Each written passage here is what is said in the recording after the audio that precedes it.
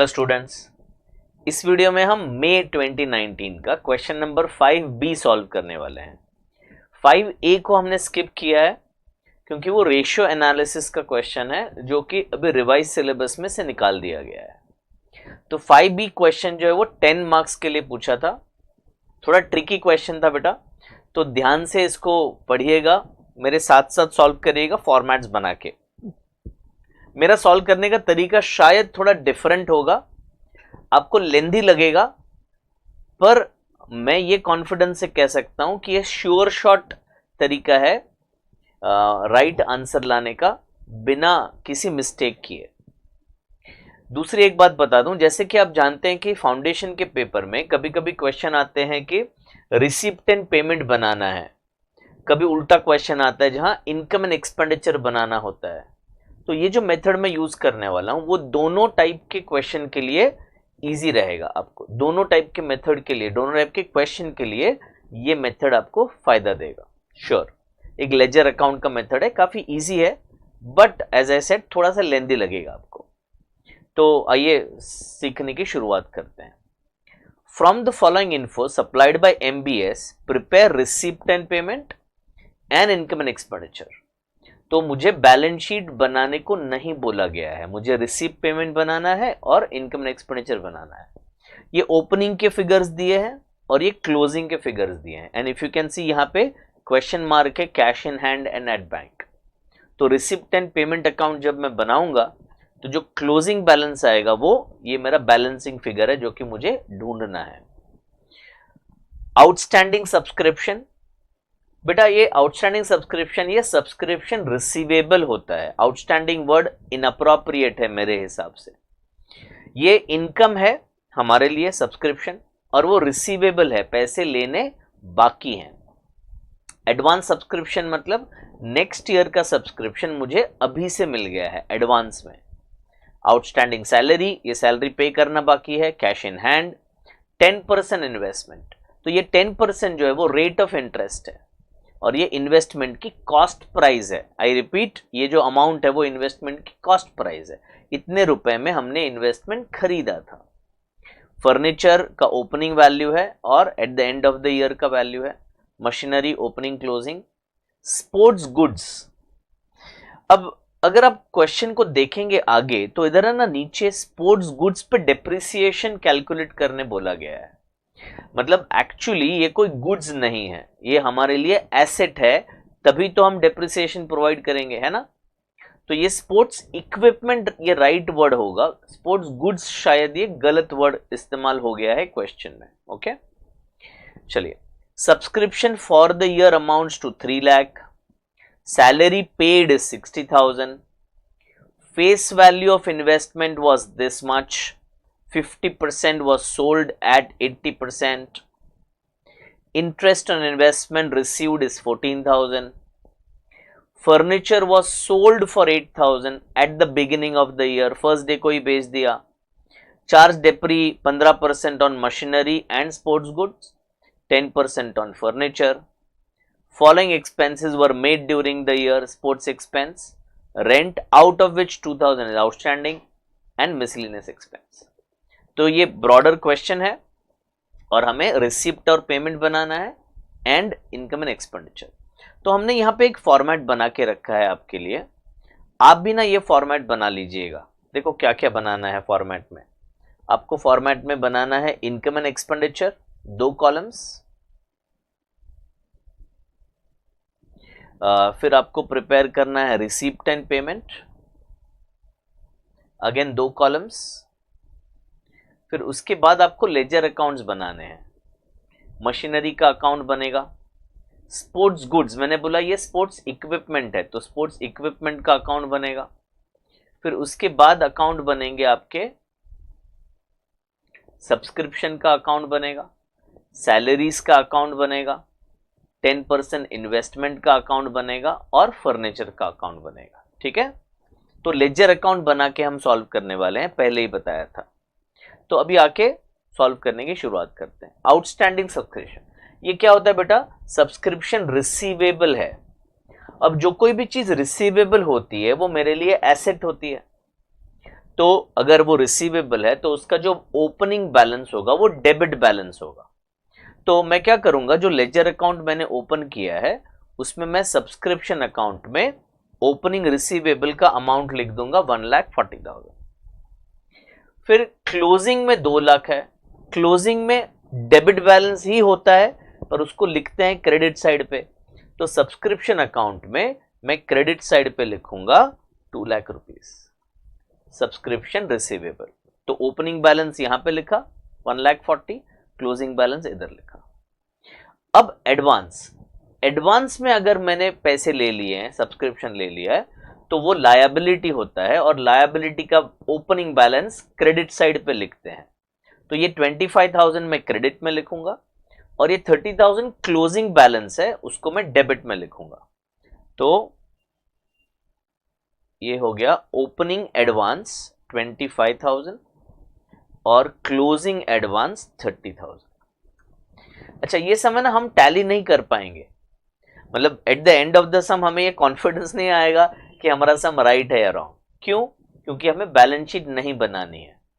तो हम क्या करेंगे, एक एक चीज को कंप्लीट करके उसका पोस्टिंग करके आगे बढ़ेंगे। तो सब्सक्रिप्शन से रिलेटेड जितनी भी चीजें ना वो हम ढूंढ के निकाल के उसको लिख देंगे और फिर कंप्लीट करके नेक्स्ट पॉइंट पे जाएंगे। तो अभी सब्सक्रिप्शन से रिलेटेड ये टेबल में तो कुछ नहीं है। नीचे क्या लिखा है, subscription for the year amounted to 3 lakh. तो बच्चे लोग मिस्टेक करते हैं, क्या ये सब्सक्रिप्शन इस साल में मिला है या ये इस साल का सब्सक्रिप्शन है? तो आंसर है it is subscription of this year, it is not subscription received in this year. इस साल का टोटल सब्सक्रिप्शन 3 लाख रुपया है, यानी इनकम एंड एक्सपेंडिचर में जो फाइनल अमाउंट है कि इस साल की इनकम आपकी कितनी है, तो इस साल का सब्सक्रिप्शन का इनकम 3 लाख है, यानी इनकम एंड एक्सपेंडिचर अकाउंट में क्रेडिट साइड पे 3 लाख रुपया आना चाहिए। यानी ये जर्नल एंट्री क्या हुआ बेटा, सब्सक्रिप्शन अकाउंट डेबिट हुआ और income and expenditure account credit हुआ। I will repeat, subscription account debit हुआ और income and expenditure account credit हुआ। इस साल का जो फाइनल इनकम था वो हमने सब्सक्रिप्शन अकाउंट से इनकम एंड एक्सपेंडिचर में ट्रांसफर किया। तो हमने जो अकाउंट बनाया है ना सब्सक्रिप्शन, उसके डेबिट साइड पे मैं लिख दूंगा 3 लाख। क्यों भाई? क्योंकि जर्नल एंट्री था subscription to income and expenditure. And अभी बहुत आसान हो गया बेटा, अभी ये जो बैलेंसिंग फिगर है, ये यहां पे जो फिगर आएगा क्रेडिट साइड पे, दैट विल रिप्रेजेंट मुझे इस साल में कितना सब्सक्रिप्शन मिला है। तो मैं डेबिट और क्रेडिट का टोटल कर लेता हूं, 1,40,000 प्लस 3 लाख प्लस 30, तो ये हो गया आपका 4,70,000। वो 4,70,000 क्रेडिट साइड पे लिख दिया और उसमें से ये माइनस कर दिया 25 और माइनस कर दिया 2 लाख। तो 2,45,000 ये जो बैलेंसिंग फिगर है वो रिप्रेजेंट करता है कि मुझे इस साल कितना सब्सक्रिप्शन मिला है। तो रिसिप्ट एंड पेमेंट अकाउंट में टू सब्सक्रिप्शन में लिख दूंगा 2,45,000। ठीक है, ये सब्सक्रिप्शन का अकाउंट आपका क्लोज हो गया। नेक्स्ट करते हैं। तो ये पहली 4 चीजें हो गई। आउटस्टैंडिंग सैलरी 15,000 ओपनिंग है और 18,000 क्लोजिंग है। तो हमने सैलरी अकाउंट बनाया हुआ है, तो सैलरी अकाउंट में 15,000 मैं क्रेडिट में लिखूंगा, लायबिलिटी है, और 18,000 में डेबिट साइड पे लिख दूंगा, क्लोजिंग आउटस्टैंडिंग है, वो भी लायबिलिटी है।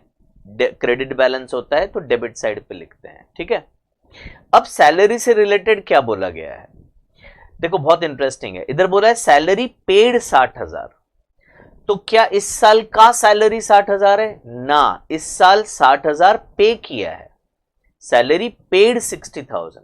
तो अगर पेड वर्ड है तो मैं इनकम एंड एक्सपेंडिचर में नहीं लिखूंगा, मैं उसको रिसिप्ट और पेमेंट में लिखूंगा। और रिसिप्ट और पेमेंट में कहां लिखूंगा बेटा, तो मैं पेमेंट साइड पे लिखूंगा बाय सैलरी 60,000। अब जर्नल एंट्री क्या हुआ, जर्नल एंट्री हो रहा है salary account debit to receipt and payment account credit. Salary account debit हो रहा है और रिसिप्ट एंड पेमेंट क्रेडिट हो रहा है। तो मैंने जो सैलरी अकाउंट खोला हुआ है उधर मैं इधर लिख दूंगा सैलरी टू रिसीव 10 पेमेंट 60,000। और जब मैं इसे क्लोज करता हूं, ये डेबिट साइड का टोटल है 78, उसको इधर लिख दिया 78, और ये जो बैलेंसिंग फिगर आ गया 63,000, ये है एक्सपेंडिचर ऑफ दिस ईयर। इस साल का सैलरी कितना है, तो वो आंसर है 63,000। अभी एंट्री क्या हो रहा है बेटा, इनकम एंड एक्सपेंडिचर डेबिट हो रहा है और सैलरी का अकाउंट क्रेडिट हो रहा है। तो मैं इनकम एंड एक्सपेंडिचर अकाउंट में गया और उधर सैलरीज में मैंने लिख दिया 63,000।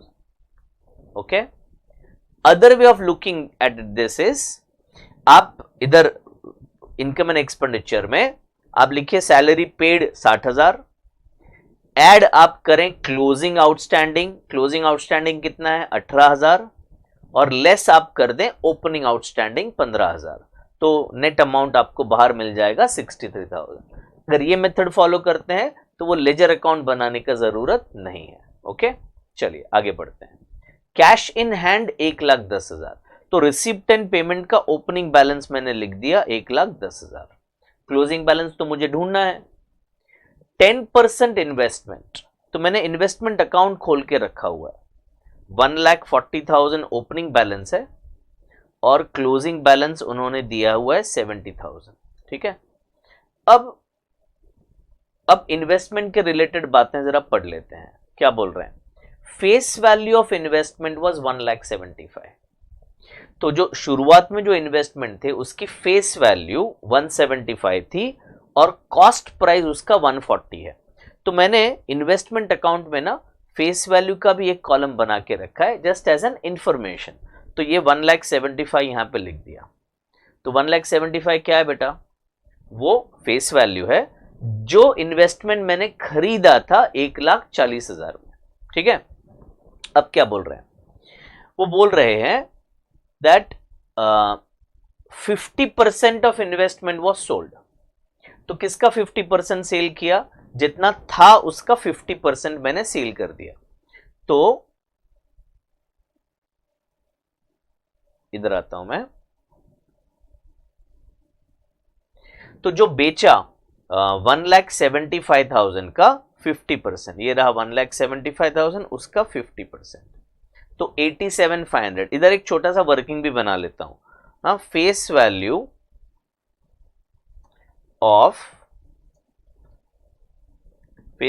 ऑफ इन्वेस्टमेंट सोल्ड, तो ये हो गया आपका 87,500 into 50, I am sorry 1,75,000 into 50%, तो क्या हुआ ये 87,500। ये क्या है बेटा, फेस वैल्यू है जो इन्वेस्टमेंट बेचा है।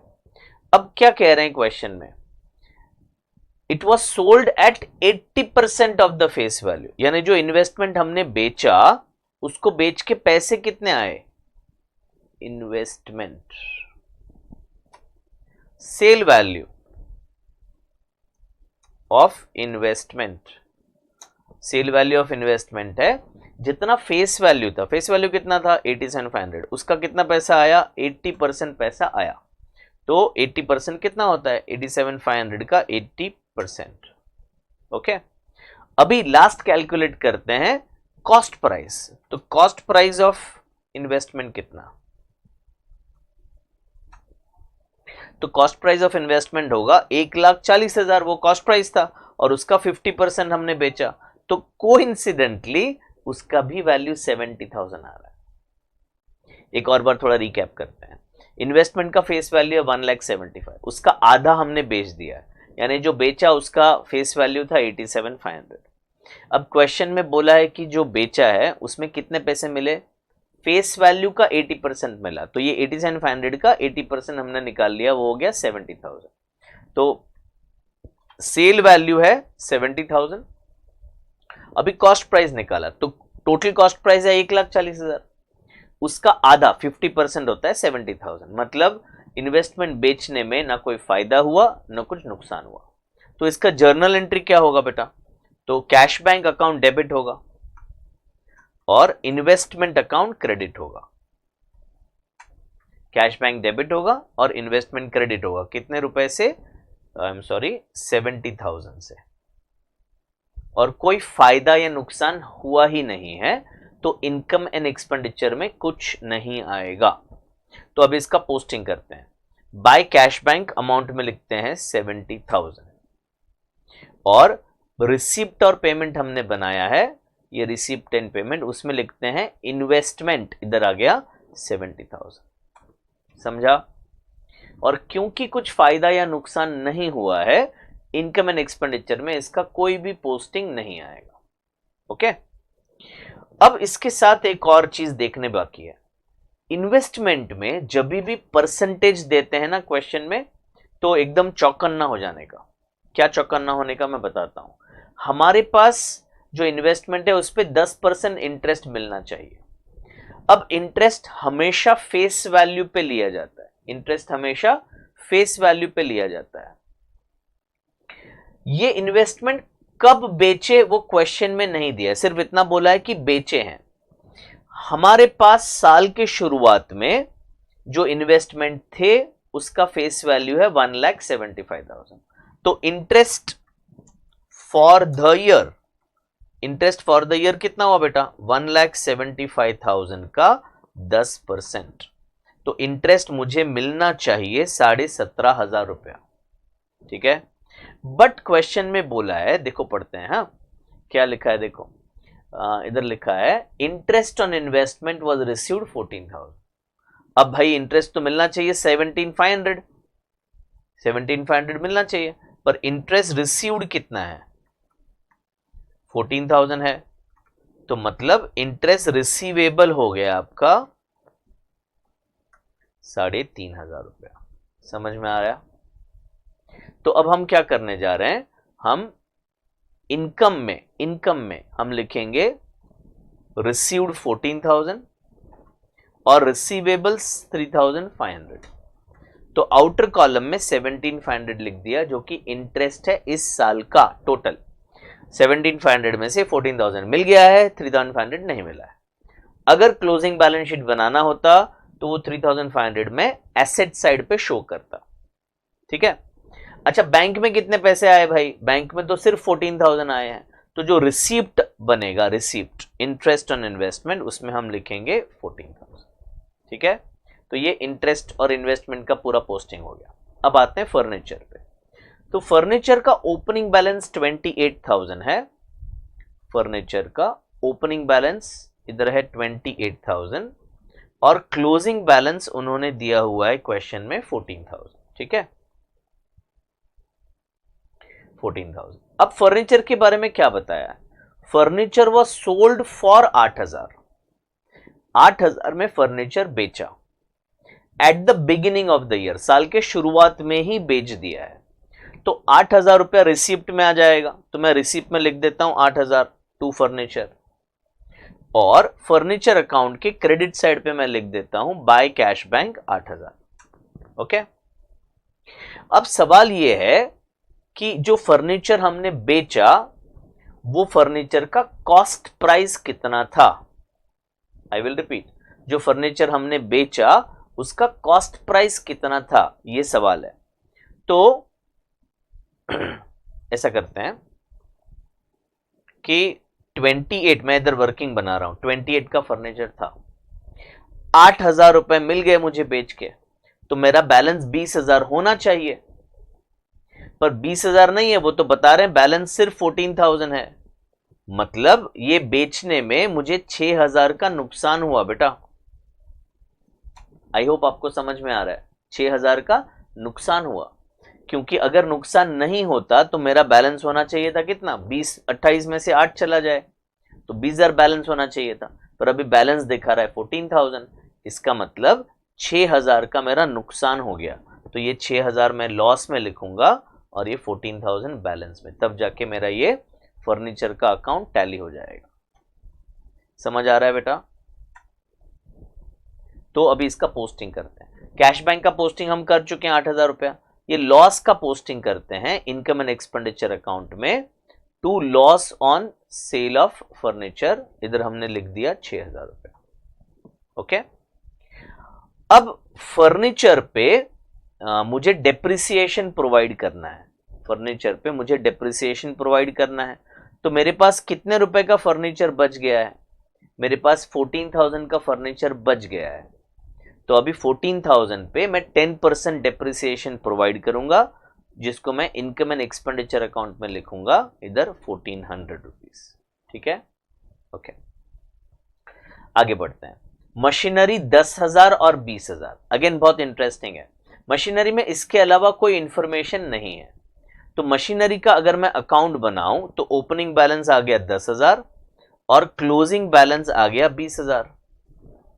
तो इसका मतलब ये मशीनरी बढ़ क्यों गया भाई? तो 10,000 का मशीनरी हमने इस साल परचेस किया है।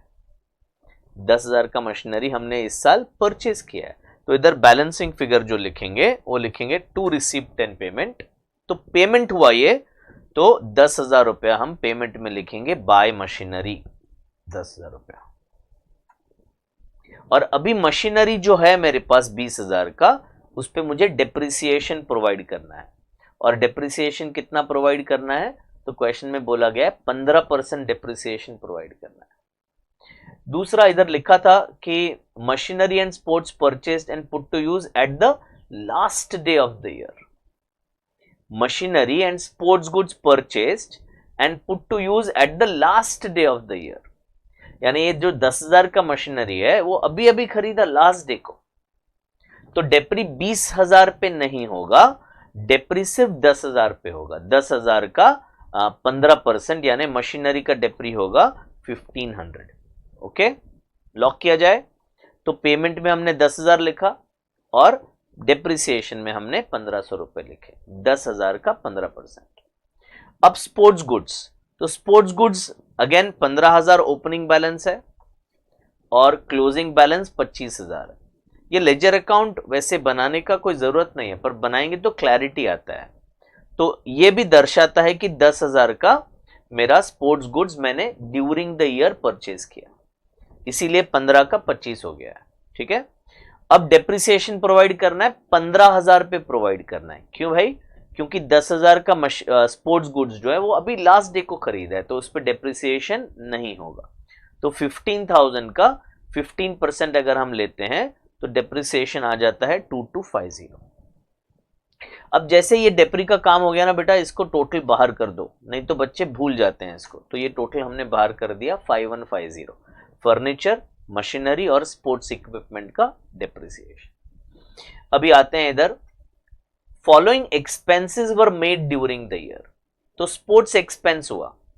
अब इसमें कोई आउटस्टैंडिंग का कोई चक्कर ही नहीं है, तो यानी 50,000 मेरा एक्सपेंस है तो मैंने एक्सपेंस में लिखा, और 50,000 मेरा पेमेंट भी है तो मैंने पेमेंट में लिख दिया। बहुत ही simple.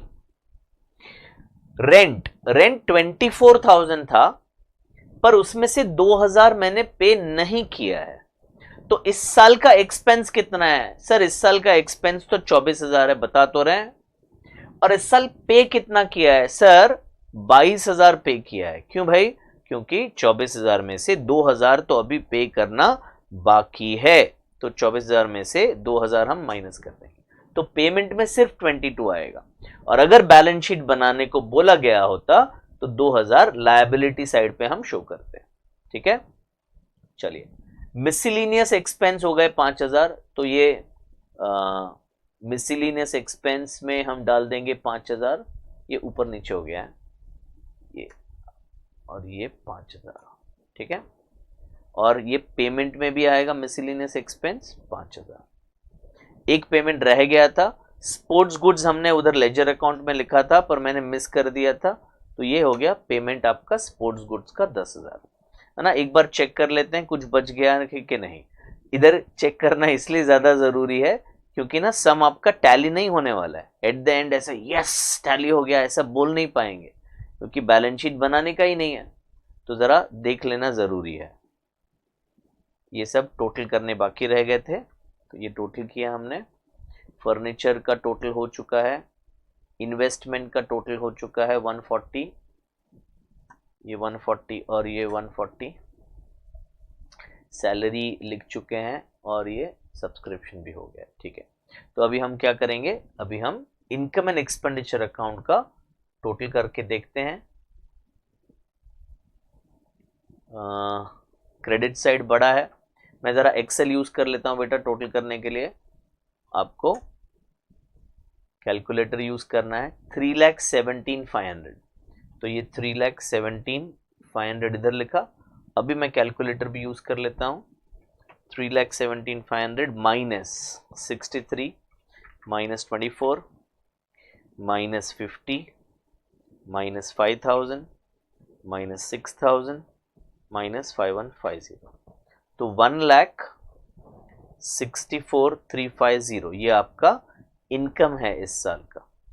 1,64,350 excess of income over expense. और अभी रिसिप्ट एंड पेमेंट, तो डेबिट साइड का टोटल कर दिया हमने एक्सेल को यूज करके। वो टोटल क्रेडिट साइड पे लिख दिया 4,47,000, और इसमें से 447 minus 60 minus 50 minus 22 minus 5 minus 10 और माइनस 10, तो आपका जो बैलेंस है वो 2,90,000 आ गया रिसिप्ट एंड पेमेंट। तो आई होप ये क्वेश्चन आपको समझ में आया होगा। थोड़ा सा ट्रिकी क्वेश्चन था, दोबारा देखिएगा और इसको खुद से प्रैक्टिस जरूर करिएगा। ओके, अगर आपको ये वीडियो पसंद आया हो तो आपको पता है क्या करना है, आपको लाइक करना है। लाइक करने से YouTube को पता चलेगा कि ये वीडियो काम का है, आपको काम का लगा है, इसीलिए वो नेक्स्ट टाइम अगर कोई CA फाउंडेशन के लिए सर्च करेगा तो ये वीडियो रेकमेंड करेगा उनको। ठीक है, तो thank you very much for watching this video. All the best, bye bye, take care.